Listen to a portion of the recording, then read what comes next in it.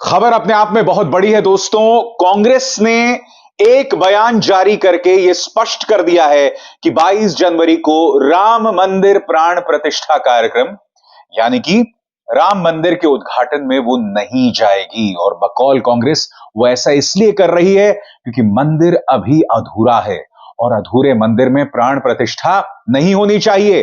कांग्रेस ने यह भी कहा कि ये पूरा का पूरा मंजर जो है, ये पूरा का पूरा कार्यक्रम कहीं ना कहीं भाजपा और आरएसएस का राजनीतिक कार्यक्रम बनकर रह गया है। इन तीन चेहरों पर गौर कीजिए, सोनिया गांधी, अधीर रंजन चौधरी और मल्लिकार्जुन खड़गे। ये तीनों ऐसे कांग्रेस नेता थे जिन्हें 22 जनवरी को निमंत्रण मिला था और इस निमंत्रण को स्वीकार भी किया गया था। मगर अब कांग्रेस ने दोस्तों ये प्रेस रिलीज जारी की है जो अब मैं आपको पढ़ के सुनाने वाला हूं। इसमें कांग्रेस ने साफ शब्दों में कहा है कि मंदिर अधूरा है और कहीं ना कहीं 22 जनवरी के मौके को सिर्फ भाजपा के लिए वोट बटोरने का मौका बनाया जा रहा है। क्या कहा गया है दोस्तों इस बयान में, मैं पढ़ के सुनाना चाहता हूं। पिछले महीने कांग्रेस अध्यक्ष श्री मल्लिकार्जुन खड़गे, कांग्रेस संसदीय दल की अध्यक्ष सोनिया गांधी एवं लोकसभा में कांग्रेस संसदीय दल के नेता श्री अधीर रंजन चौधरी को अयोध्या में राम मंदिर के उद्घाटन का निमंत्रण मिला। भगवान राम की पूजा अर्चना करोड़ों भारतीय करते हैं। धर्म मनुष्य का व्यक्तिगत विषय होता आया है, लेकिन भाजपा और आरएसएस ने वर्षों से अयोध्या में राम मंदिर को एक राजनीतिक परियोजना बना दिया है। गौर कीजिए, एक राजनीतिक परियोजना बना दिया है। स्पष्ट है कि यह एक अर्ध निर्मित मंदिर का उद्घाटन केवल चुनावी लाभ उठाने के लिए किया जा रहा है। 2019 के माननीय सर्वोच्च न्यायालय के निर्णय को स्वीकार करते हुए एवं लोगों की आस्था के सम्मान में श्री मल्लिकार्जुन खड़गे, सोनिया गांधी और श्री अधीर रंजन चौधरी भाजपा और आरएसएस के इस आयोजन के निमंत्रण को ससम्मान अस्वीकार करते हैं। गौर कीजिएगा दोस्तों किन शब्दावली का इस्तेमाल किया गया है। 2019 के सुप्रीम कोर्ट के फैसले का सम्मान करते हुए, क्योंकि अब क्या होने वाला है मैं आपको बताता हूं। इस वक्त जब मैं कार्यक्रम रिकॉर्ड कर रहा हूं तो मैंने अब तक किसी भी गोदी मीडिया के न्यूज चैनल का डिबेट नहीं देखा, उनका स्क्रीनशॉट नहीं देखा। अब मैं दावे के साथ कह सकता हूं दोस्तों, कई चीजें कही जाएंगी भाजपा के प्रवक्ताओं द्वारा। सबसे पहले भाजपा के प्रवक्ता क्या कहने वाले हैं कि राम का अपमान किया गया है क्योंकि राम मंदिर के उद्घाटन के निमंत्रण को अस्वीकार कर दिया गया है, जबकि कांग्रेस ने स्पष्ट कर दिया है कि मंदिर अभी अधूरा है, 30 से 40% निर्माण ही हुआ है। ऐसे में वहां जाना गैर वाजिब है। दूसरी बात, सुप्रीम कोर्ट की बात की जा रही है क्योंकि भाजपा यह भी कह सकती है कि कांग्रेस जो है वो सुप्रीम कोर्ट के फैसले का भी जो है अपमान कर रही है। यह भी स्पष्ट कर दिया है कांग्रेस ने। और सबसे बड़ी बात, जो बात कांग्रेस कह रही है वही बात चार शंकराचार्य भी कह रहे हैं। जी हां, चारों शंकराचार्य भी जो है उद्घाटन में नहीं जा रहे हैं और निमंत्रण को उन्होंने अस्वीकार कर दिया है। अब बड़ा सवाल यह, अगर भाजपा कांग्रेस को राम विरोधी बताती है तो क्या उन चार शंकराचार्यों को भी राम विरोधी बताएगी? याद कीजिए, शंकराचार्य स्वामी अविमुक्तेश्वरानंद ने क्या बताया, क्यों आखिर वो नहीं जा रहे हैं? सुनिए क्या कहा था उन्होंने। चारों शंकराचार्य वहां पर नहीं जा रहे हैं। कारण क्या है, क्यों नहीं जा रहे हैं? किसी राग द्वेष के कारण नहीं, बल्कि शंकराचार्यों का ये दायित्व है कि वो शास्त्र विधि का पालन करें और करवाएं। अब वहाँ पर शास्त्र विधि की उपेक्षा हो रही है। सबसे पहली उपेक्षा क्या है कि मंदिर अभी पूरा बना नहीं और प्रतिष्ठा की जा रही है। कोई ऐसी परिस्थिति नहीं है कि अपने को अचानक कर देना पड़े। देखो, किसी समय 22 दिसंबर की रात को वहाँ पर मूर्तियाँ रख दी गई थी। वो एक परिस्थिति थी कि रात को 12 बजे जा करके घुस करके रख दिया रामचंद्र दास परमहंस आदि लोगों ने, उस समय के जो वहाँ के कलेक्टर थे नैयर साहब के सहयोग से। और उसके बाद 1992 में ढांचा ढाया गया। उस समय कोई मुहूर्त थोड़े देखा जा रहा था।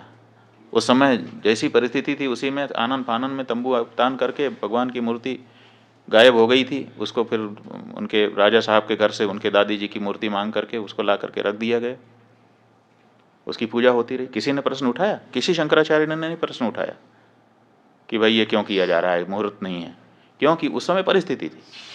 लेकिन आज ऐसी कोई परिस्थिति नहीं है कि हमको जरूरी हो गया कि आज 22 तारीख को ही कर दें। आज तो हमारे पास पूरा मौका है, हम अच्छे से बना करके प्रतिष्ठा कर सकते हैं, लेकिन फिर भी अधूरे मंदिर में प्रतिष्ठा कर दी जा रही है, तो ये हम कैसे स्वीकार कर लें? ये हमको कहना ही पड़ेगा पूछे जाने पर कि ये ठीक नहीं है। मंदिर का निर्माण पूरा नहीं हुआ है, प्राण प्रतिष्ठा की क्या जरूरत है? ऐसे में से खुद शंकराचार्य कह रहे हैं, वो ये भी कह रहे हैं कि आखिर इस पूरे मौके को एक राजनीतिक अवसर क्यों बना दिया गया है। वो ये भी कह रहे हैं कि हम एंटी मोदी नहीं हैं, मगर याद कीजिए शंकराचार्य निश्चलानंद सरस्वती ने क्या कहा था कि मैं वहां क्यों जाऊंगा, प्रधानमंत्री उद्घाटन करेंगे और मैं ताली बजाऊंगा। स्वाभाविक सी बात है दोस्तों कि शंकराचार्य खुद अपमानित महसूस कर रहे हैं और कांग्रेस ने कहीं ना कहीं इसी बात का सहारा लिया है। वो ये कह रहे हैं कि मंदिर अधूरा है। कांग्रेस जो बात कह रही है उन्हें बल मिल रहा है शंकराचार्यों के कथन और बयानात से, और शंकराचार्य जो बात कह रहे हैं उसे नजरअंदाज नहीं किया जा सकता। याद कीजिए दोस्तों, शुरू से लेकर अब तक इस मौके का इस्तेमाल सिर्फ प्रधानमंत्री के महिमा मंडन के लिए किया जा रहा है। पहले श्री राम जन्मभूमि तीर्थ ट्रस्ट के महासचिव कौन, चंपत राय, क्या कहते हैं? प्रधानमंत्री विष्णु के अवतार हैं। यह भी कहते हैं कि 22 जनवरी को कोई और ना आए, संवैधानिक पद पर बैठा कोई और व्यक्ति ना आए, मगर किसे बुलाया जाता है? प्रधानमंत्री को बुलाया जाता है। योगी आदित्यनाथ पहले नहीं बुलाए जाते हैं, बाद में उन्हें भी शामिल किया जाता है। याद कीजिए, खुद चंपत राय एक प्रेस कॉन्फ्रेंस में कहते हैं कि हमने आडवाणी और मुरली मनोहर जोशी को कहा है कि बढ़ती उम्र के चलते आप इस आयोजन में ना आए, यानी कि आडवाणी और मुरली मनोहर जोशी का भी अपमान स्पष्ट होता जा रहा है दोस्तों। आधे अधूरे मंदिर का उद्घाटन गलत धार्मिक निगाह से। नंबर 2, राम भक्तों को बांटना। याद कीजिए दोस्तों, यह भी कहा गया था ये पूरा आयोजन जो है इसका किसी और से लेना देना नहीं है, सिर्फ रामानंद संप्रदाय से लेना देना है। क्या कहा था उन्होंने? राम का मंदिर, रामानंद परंपरा, बस मंदिर रामानंद संप्रदाय का है, रामानंद सन्यासियों का नहीं, शैव का नहीं, शाक्त का नहीं। चंपत राय ने वो कर डाला दोस्तों जो 500 साल से किसी ने नहीं किया। उन्होंने राम मंदिर के प्राण प्रतिष्ठा को सिर्फ रामानंद संप्रदाय तक ही सीमित कर दिया है। उनके शब्दों में यह ना सन्यासियों का है, ना शैव का है, ना शाक्त का है, और इसे कहीं ना कहीं शंकराचार्य गलत भी मानते हैं। वो ये कह रहे हैं कि अगर ये रामानंद संप्रदाय का ही है तो पूरे आयोजन को उन्हें सौंप देना चाहिए। इस वक्त नृपेंद्र मिश्रा इस्तीफा दें, चंपत राय इस्तीफा दें, भाजपा के जो तमाम सांसद इससे जुड़े हुए हैं वो इस्तीफा दें। यह बात किसी और ने नहीं बल्कि शंकराचार्य ने कही है। और शंकराचार्य ये जो तमाम बातें कह रहे हैं, कहीं ना कहीं कांग्रेस को भी इससे उम्मीद बंधी है, हिम्मत आई है, इसीलिए उन्होंने 22 जनवरी के इस निमंत्रण को अस्वीकार कर दिया है। मगर मैं दावे के साथ कह सकता हूं अब प्रचार जोरों पे चलने वाला है दोस्तों। राम की चर्चा कहीं नहीं होने वाली है, सिर्फ विपक्ष को गाली दी जाएगी और 22 जनवरी के मौके को सिर्फ और सिर्फ भाजपा के लिए वोट बटोरने का जरिया बनाया जाएगा और कुछ नहीं। ज्यादा इंतजार नहीं रह गया दोस्तों। 22 जनवरी, जी हां, कुछ ही दिन रह गए हैं। आज 10 तारीख है, यानी कि 12 दिन। देखिएगा, यह भविष्यवाणी सही साबित होने वाली है। उस दिन सिर्फ और सिर्फ प्रधानमंत्री नरेंद्र मोदी दिखाई देंगे। तमाम न्यूज चैनल सिर्फ और सिर्फ विपक्ष को गाली देंगे। यह है इनके लिए राम मंदिर का प्राण प्रतिष्ठा। इस तरह से यह हमारे आराध्य श्री राम का अपमान कर रहे हैं। इस देश की जनता होने के नाते क्या इस बात को स्वीकार किया जा सकता है? यही बात शंकराचार्य भी कह रहे हैं। अभिसार शर्मा को दीजिए इजाजत। नमस्कार। स्वतंत्र और आजाद पत्रकारिता का समर्थन कीजिए, सच में मेरा साथी बनिए। बहुत आसान है दोस्तों, इस ज्वाइन बटन को दबाइए और आपके सामने आएंगे ये 3 विकल्प, इनमें से एक चुनिए और सच के इस सफर में मेरा साथी बनिए।